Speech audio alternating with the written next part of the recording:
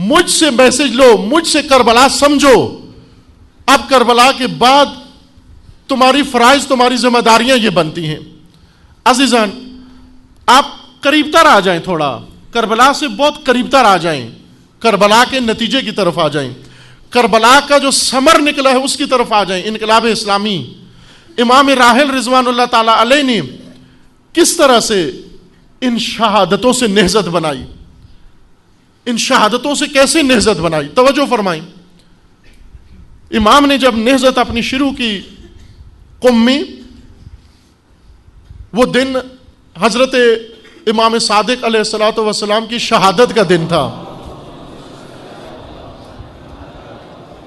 مدرسہ فیضیہ میں, قم میں مجلس شہادت امام ششم برپا تھی, اور کمانڈوز آئے, سواقی, فوجی و پولیس, اور انہوں نے آ کر اس مختصر سی جمعیت کے اوپر حملہ کیا, اور اتنا بے دردی کے ساتھ, درندگی کے ساتھ وحشیانہ حملہ کیا کہ اکثر وہاں طلاب و علماء تھے, ان کا آ کر قتل عام کیا, ان کے اعضاء توڑے, ان کو چھتوں سے نیچے پھینکا گیا, ان کے ابا و کبا و اماموں کی بے حرمتی کی گئی, اور مدرسہ فیضیہ کا صحن خون سے لت پت ہو گیا, شہداء کے خون سے. کیا دکھانا چاہتا تھا دشمن؟ درندگی, خوف بٹھانا چاہتا تھا کہ خبردار اس راہ میں نہیں آنا, انقلاب کا راستہ اختیار نہیں کرنا, خمینی کا راستہ اختیار نہیں کرنا. اور اس واقعے کا جب خبر پھیلی قم کے اندر اور ایران کے اندر, واقعاً دہشت پھیل گئی, خوف پھیل گیا, ڈر گئے لوگ, سہم گئے لوگ, اور بہت ساروں نے امام خمینی کو تانے دینا شروع کر دیے کہ آپ کی وجہ سے یہ حادثہ ہوا, اگر آپ یہ باتیں نہ کرتے تو یہ پولیس کمانڈو ان بے گناہ لوگوں پر حملہ نہ کرتے اور مدرسے کی بے حرمتی نہ کرتے, یہ آپ کی وجہ سے ہوا. لیکن امام نے ان باتوں کی پرواہ نہیں کی, اور امام کو پتا تھا کہ یہ جو فیضیہ میں جام شہادت پا چکے ہیں یہ انصار حسین ابن علی ہیں,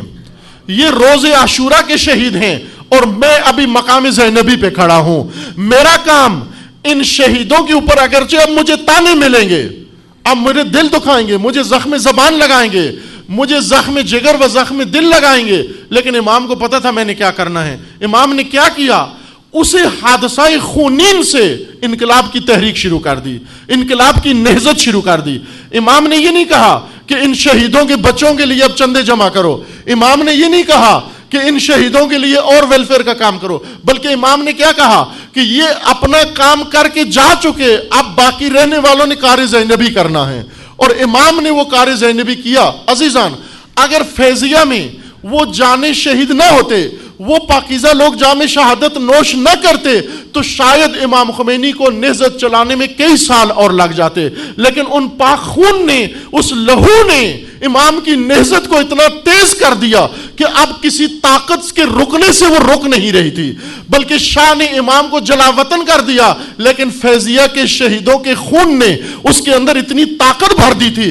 کہ وہ کل تک جو تانے دیتے تھے وہ خود میدان کے اندر اتر آئے. یہ ضرورت ہے عزیز من, ہم ہر دفعہ نہ بیٹھیں کہ پاکستان کے اندر شہیدوں کے تذکرے کر کے یا رد عمل دکھا کے گھروں کو چلے جائیں, بلکہ کار زینبی یہ ہے کہ شہیدوں کے لہو سے ایک تحریک چلے شہادت طلب لوگوں کی, قیام کی, کہ وہ قیام ایسا ہو کہ ہر خس و خاشاک کو یزید کو اپنے ساتھ بہا کر لے جائے. وہ یزید خواہ حکمرانوں کی شکل میں ہو, وہ یزید سیاستدانوں کی شکل میں ہو, وہ یزید ان ایجنسیوں کی شکل میں ہو, وہ یزید ان دہشت گردوں کی شکل میں ہو, یہ خولی و شمر و عمر سعد ہو, یا کوئی اور ان کا حامی ہو, یا کوفہ کے نظارہ گر ہو, یا یمن کے تاجر ہو, یا مکہ کے حاجی ہو, یا مدینہ کے زائر ہو, جو بھی کربلا میں نہیں آیا, یہ نہضت شہداء, یہ خون شہداء